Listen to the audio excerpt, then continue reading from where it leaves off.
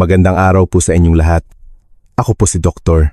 Magtanggol Po, isang doktor na may 25 taon ng karanasan at ngayong araw, tatalakayin natin ang paksang pangangalaga sa bato para sa mga nakatatanda.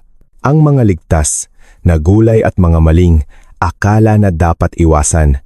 Minamahal kong mga kababayan, naranasan nyo na bang makabasa ng isang kwento at bigla na lang napaisip, ang bato ko ay tahimik lang, hindi ito sumisigaw sa sakit, pero posible kayang hindi ko namamalayan na pinapahirapan ko ito araw-araw?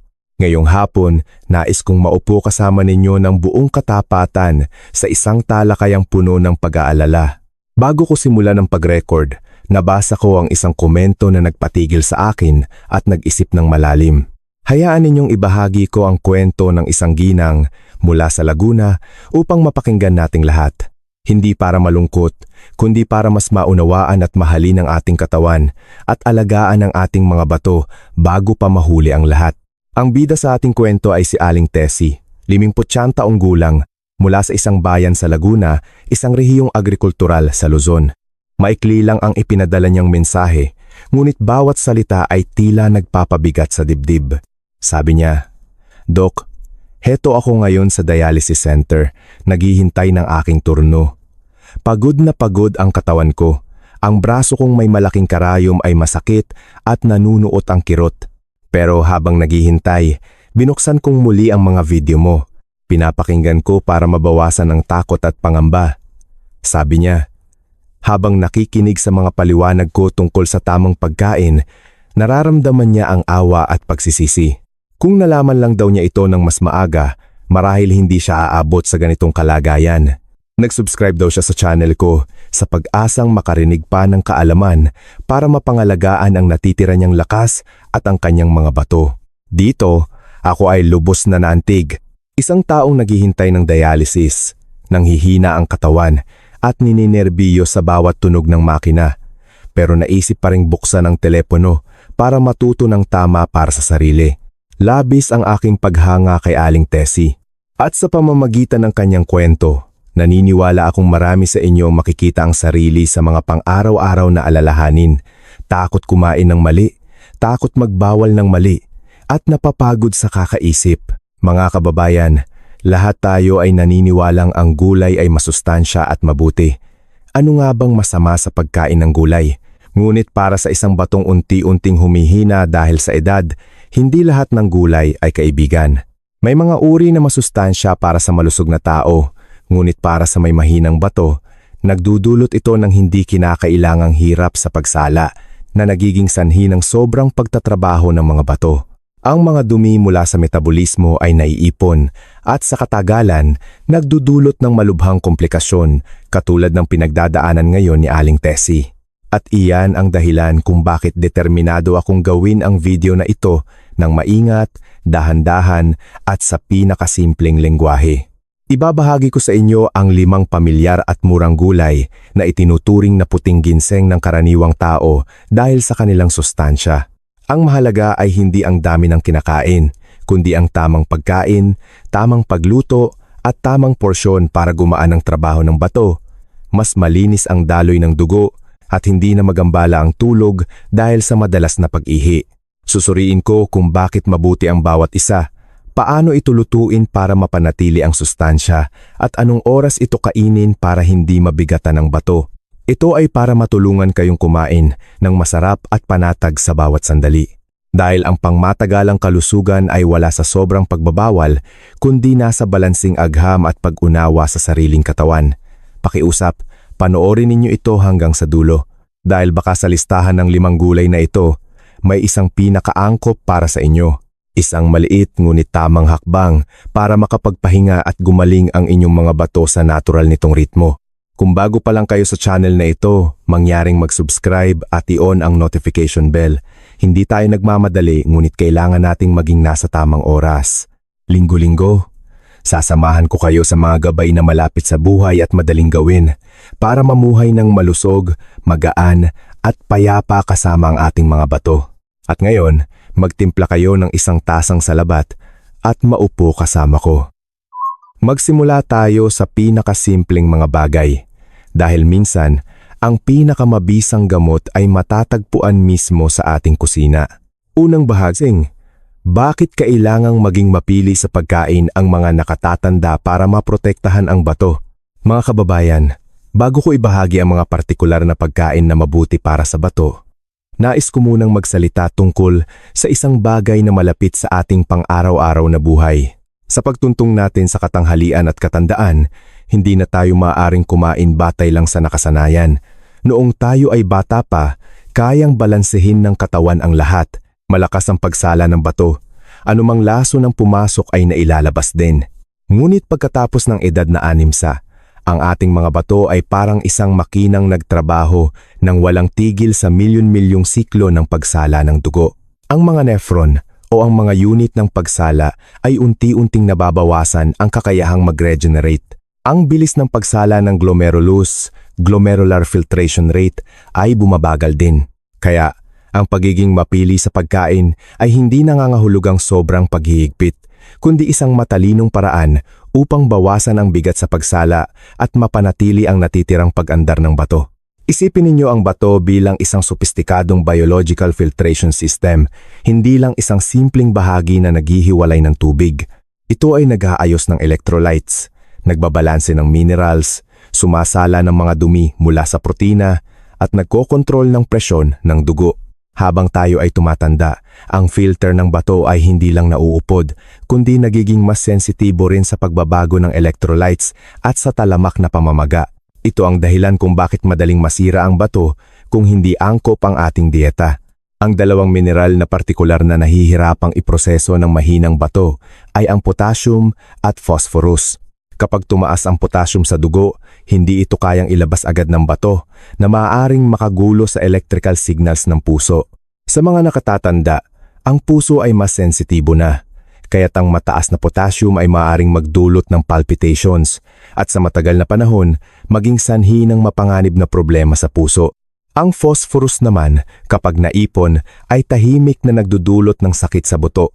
Pinalalabas nito ang calcium mula sa buto papunta sa dugo, na nagiging sanhi ng panghihina ng buto, pagkapagod, pangangati ng balat, at pagkagambala sa pagtulog. Ang pinaka-ikinababahala ng marami ay ang mga pagkaing dati nating itinuturing na malusog, tulad ng mga madahong gulay, ay mataas pala sa potassium. Sa isang batang may malusog na katawan, mabilis itong nasasala.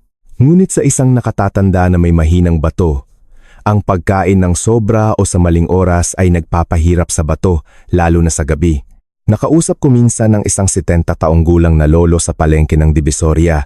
Sabi niya, "Dok, noong bata pa ako, kahit gabi-gabi akong kumain ng adobong kangkong, masarap pa rin ang tulog ko. Ngayon, konting maalat lang o madahong gulay sa hapunan, gising ako ng gising sa gabi." Ang sinabi niya ay sumasalamin sa katotohanan ng pisyolohiya. Ang matandang bato ay hindi takot sa gulay.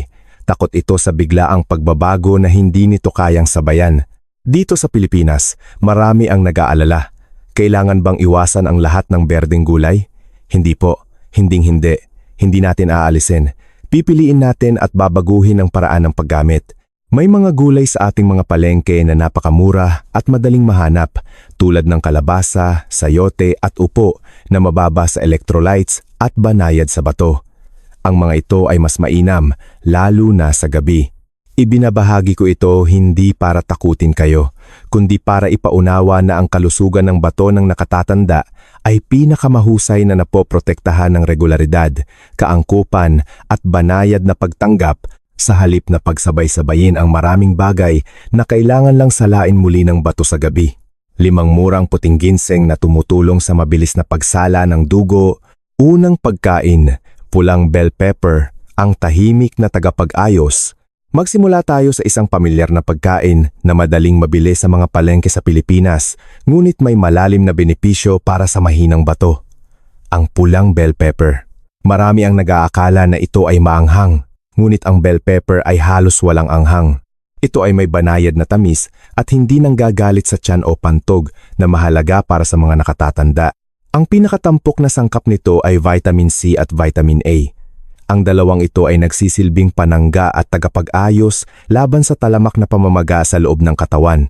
Ang vitamin C ay tumutulong na in-neutralize ang mga free radical, habang ang vitamin A ay nagpoprotekta sa lining ng mga tubo sa bato na ginagawang mas maayos ang pagsala ng dugo.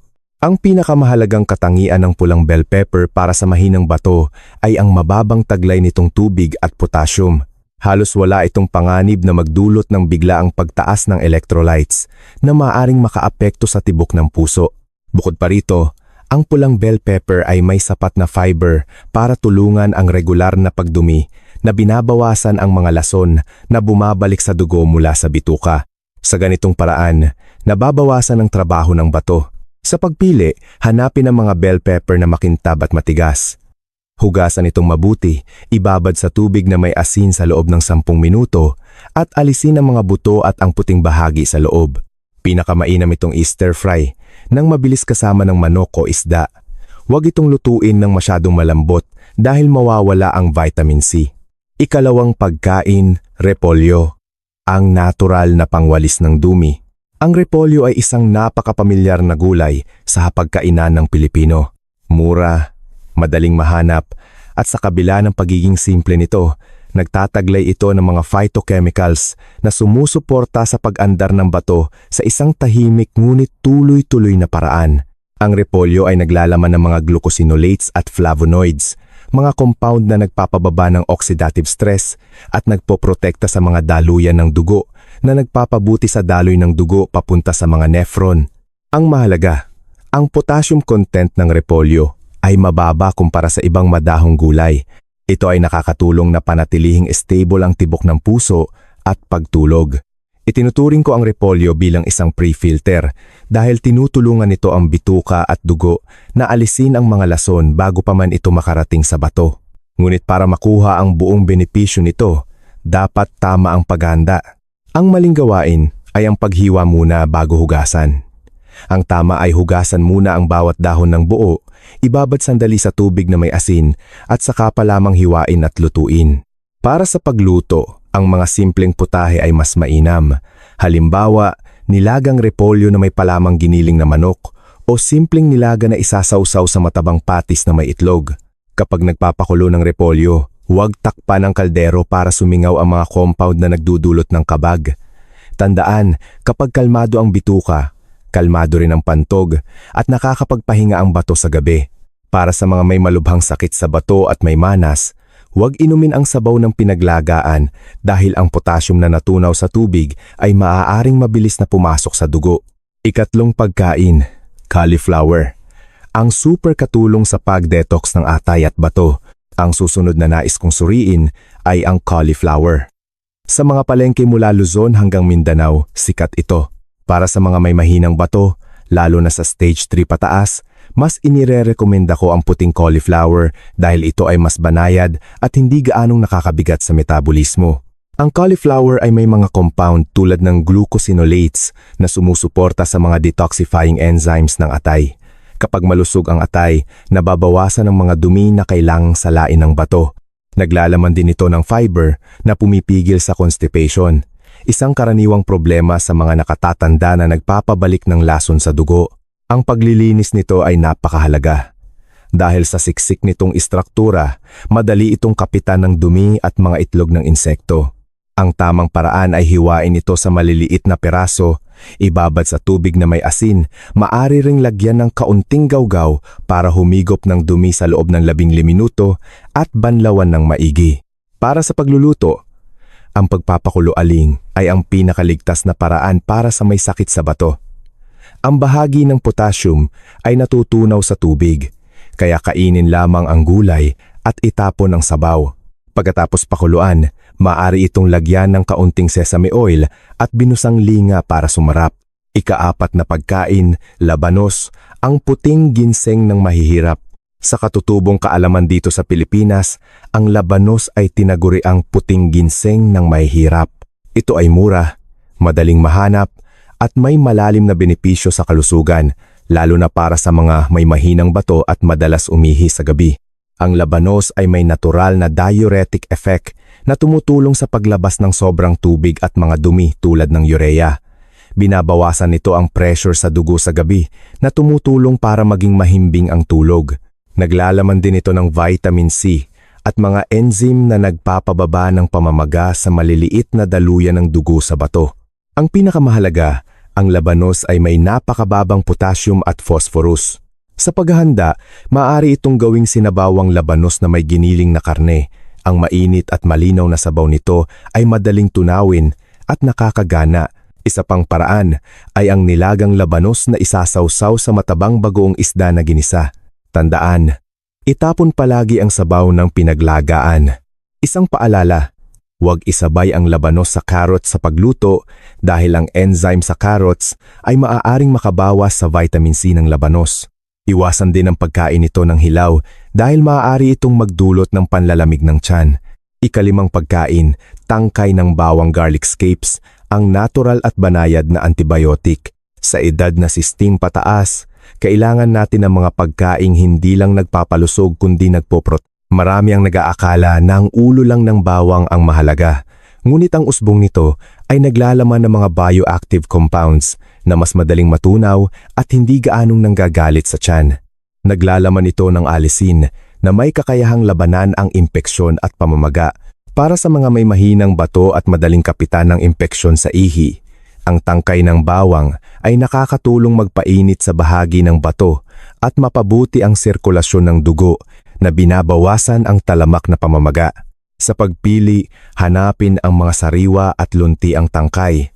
Sa paghahanda, alisin ang matigas na dulo, hugasan, at i-blanch o ilubog sa kumukulong tubig sa loob ng 1 minuto. Ito ay para mabawasan ang tapang at bahagi ng electrolytes. Pagkatapos, maaari itong i-stir-fry ng mabilis sa kaunting mantika. Huwag itong i-overcook. Ang aroma nito ay nakakatulong magpabalik ng gana sa pagkain, lalo na sa mga matagal nang may sakit. Ngunit paalala, dahil ito ay may bahagyang epektong pampainit, kainin lamang ito 1 o 2 beses sa 1 linggo.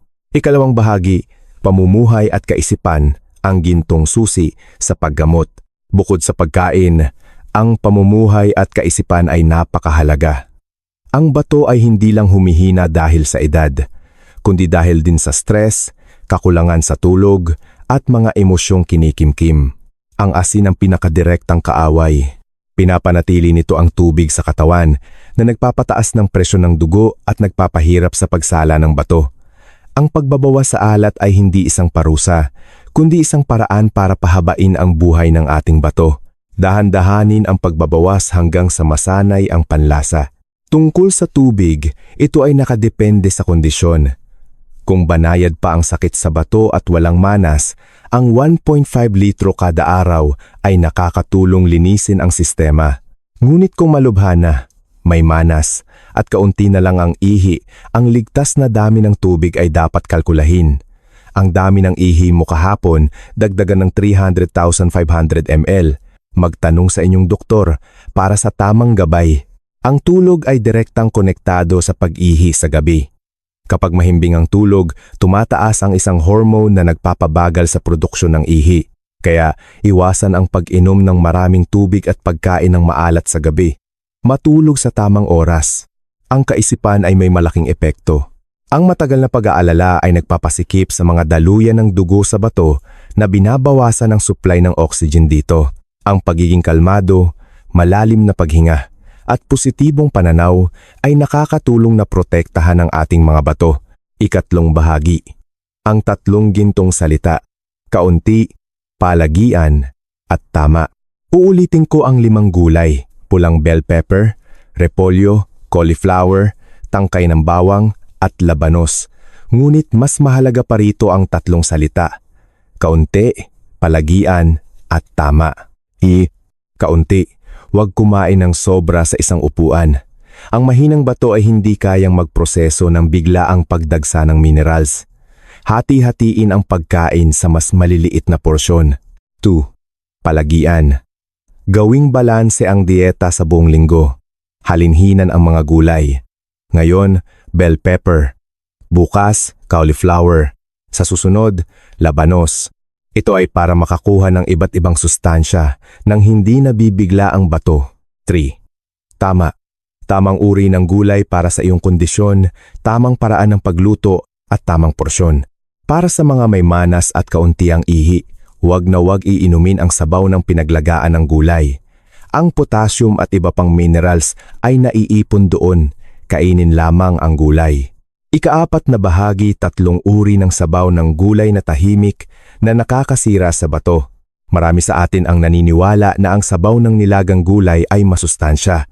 Ngunit para sa may mahinang bato, ito ay maaaring mapanganib. Sabaw ng nilagang spinach. Bagamat mayaman sa iron, ito ay sobrang taas sa potassium at oxalates. Ang oxalates ay maaaring maging sanhi ng bato sa bato kidney stones. 2. Sabaw ng nilagang kangkong. Mataas din ito sa potassium at purines. Ang purines ay nagpapataas ng uric acid na nagdudulot ng pamamaga sa bato. 3. Sabaw ng nilagang broccoli. Ang sabaw nito ay may mataas na phosphorus at potassium na mahirap ilabas ng mahinang bato at maaaring makaapekto sa kalusugan ng buto. Ikalimang bahagi, 3 nakamamatay na pagkakamali sa pagkain ng prutas para sa may mahinang bato. Ang prutas ay regalo ng kalikasan, ngunit hindi lahat ay ligtas. 1. Pagkain ng saging. Araw-araw, ang saging ay sobrang yaman sa potassium. Para sa may mahinang bato, ito ay maaaring magdulot ng panghihina ng kalamnan at irregular na tibok ng puso. Kainin ito ng madalang at sa kaunting dami lamang. R. Pag-inom ng orange o kalamansi juice sa umaga nang walang laman ang tiyan. Kapag ginawang juice, mas mabilis maabsorb ang potassium at asukal. Ito ay nagdudulot ng biglaang stress sa bato. Ang vitamin C sa mataas na dosis ay maaari ring maging oxalates. 3. Pagkain ng sobrang tamis na prutas. Langka, hinog na mangga, durian. Ang biglaang pagtaas ng asukal sa dugo ay nakakasira sa maliliit na daluyan ng dugo sa bato. Ang mga prutas na ito ay dapat kainin nang may kontrol at hindi dapat ipamalit sa isang buong pagkain. Mga minamahal kong kababayan, nasuri natin ang mga gawi na akala natin itama ngunit nagpapahirap pala sa ating mga bato. Ang pagbabago tulad ng pagbabawas sa alat, pag-iwas sa sabaw ng gulay, paglilimita sa matatamis na prutas, at pagbibigay halaga sa tulog at kapayapaan ng isip ay mga simpleng hakbang na may malaking epekto. Kapag ginawa natin ang mga pagbabagong ito ng tuloy-tuloy, hindi lang natin sinusuportahan ang ating mga bato, kundi pinoprotektahan natin ito para sa mas mahabang buhay. Kung mayroon kayong mga kwento o katanungan, mangyaring ibahagi ito sa comment section. Babasahin ko at sasagutin ng may buong katapatan at batay sa agham. Naway maging mahimbing ang inyong pagtulog, maging matatag ang inyong presyon ng dugo, balanse ang inyong electrolytes, at magkaroon pa kayo ng maraming makabuluhang araw kasama ang inyong mga mahal sa buhay.